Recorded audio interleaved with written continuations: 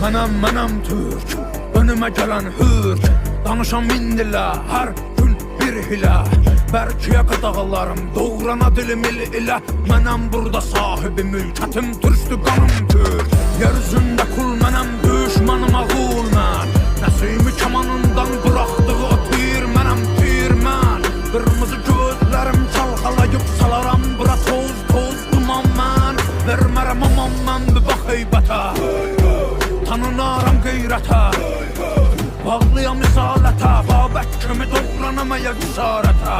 Düşəm əgər isarətə, mübarizəm tək başımı yığınıza qəniməm. Əlimlə verəm vətənə pərtəni, mən öncədən bir çoxunu bəliyərəm. Boyanam qana türkümü məliyərəm, ayaq ol ki